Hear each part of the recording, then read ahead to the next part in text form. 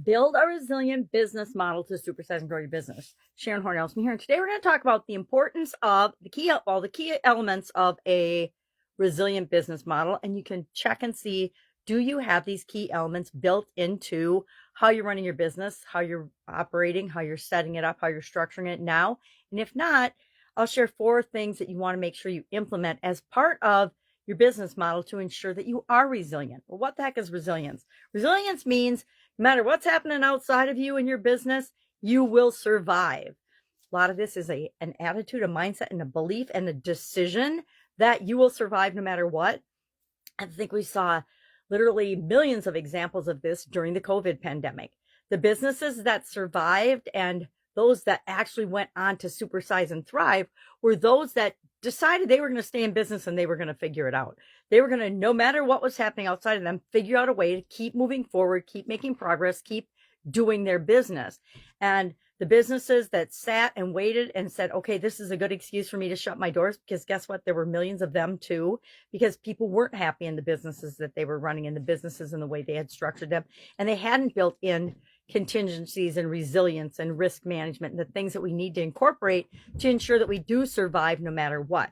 So what are the key elements of a resilient business? And these are ones that I've gleaned just from decades of experience, but I'd love to hear what yours are. What do you think and what do you do in your business to make sure that you survive the changes that happen in our world all the time?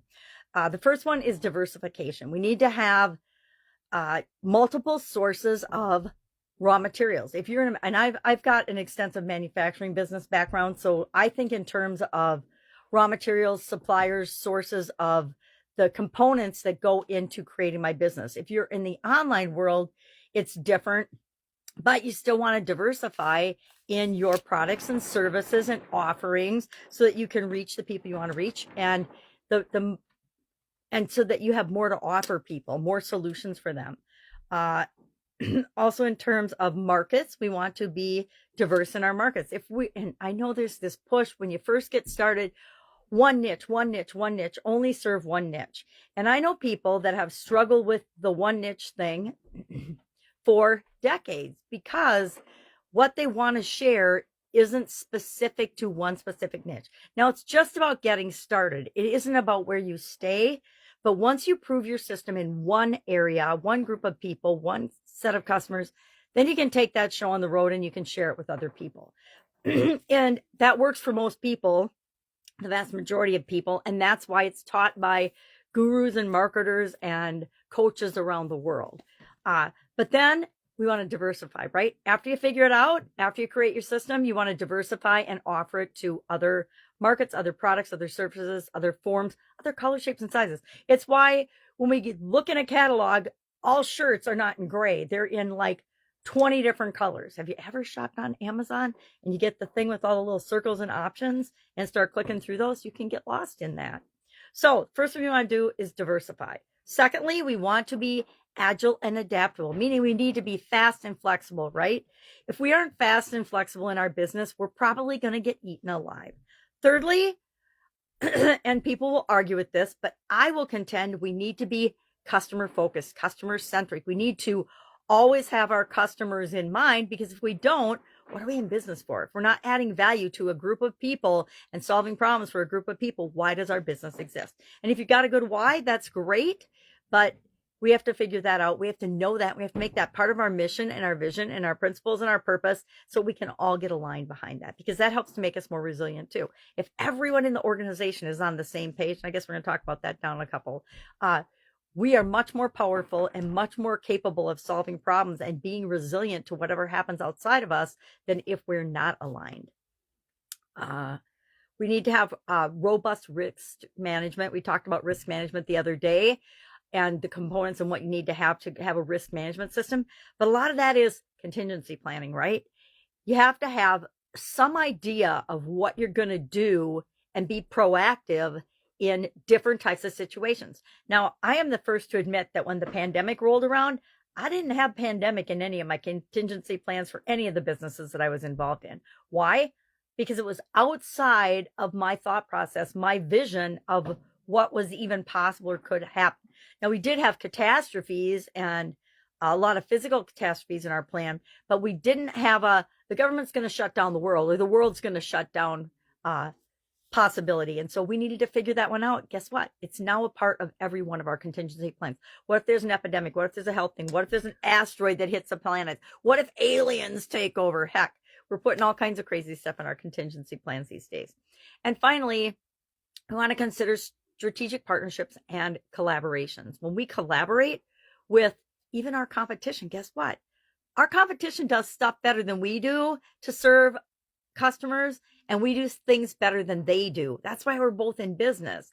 Now, doesn't mean we cannot collaborate and serve more people together. So there's always opportunities to do that if we're willing to look for them. Strategic partnerships are one of my fastest ways to supersize and grow a business. Why? Because you can reach someone else's audience so quickly, especially in the online world nowadays. It's easy to get your offers and your products and services in your business in front of more people faster than it ever has been. So how do we go about implementing a resilient business model? Now that we kind of know the components of it, how do we put that into our business? How do we build that into our business? Well, the first thing we always do is an assessment. Where the heck are we? We know what we want now. We want to be resilient. Well, where are we with respect to those components? We want to do an assessment. We want to look at our products, our services, our diversification, our fast and flexible. Let's be honest with ourselves. Are we fast and flexible? Some of my businesses are super fast and flexible and easy to change and agile. Others are like dinosaurs slow, and it takes forever to make anything happen. That's just part of the different cultures and the different businesses. I know it's hard to believe that I would have a slow moving business. So we want to assess where we are, right? And then we want to identify potential risks. What are the risks of where we are? If we are slow and stodgy at our decision making, that is a risk. How are we going to address that risk? The people that were slow in making choices and decisions and changing in the pandemic, millions of them are out of business. Literally millions of businesses went out of business, and millions of people lost everything during the pandemic. Nobody talks about that, but it certainly happened. We want to develop contingency plans. And again, we want to develop contingency plans for things we might not have ever even thought possible before. I was kind of joking about the alien one, but what if we got invaded by, or our business got shut down because of war or something? I don't know about you, but I didn't have war in my contingency plans over the decades either until recently. But now the world's kind of crazy, and I think that some of those things need to be built in. And then finally, it's about culture. Foster a culture of resilience and resiliency into your organization. Encourage people to communicate. We want to have open lines of communication. Encourage them to be willing to share their ideas, be willing to consider possibilities, to help with contingency planning, to give input, etc. So that's our topic for today: resilience in our business model.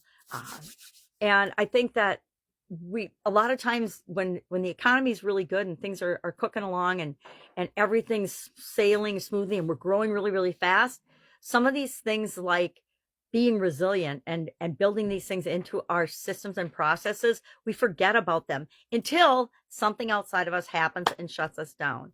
I've worked in a lot of industries that have a lot of regulation, and regulatory, that's one of the fastest ways for somebody to come in and say, yep, stop, hold the phone. You're not producing anything more until you fix this safety issue. Nope, you're not producing anything more until you figure out a way to sanitize or clean this surface because of allergens, etc.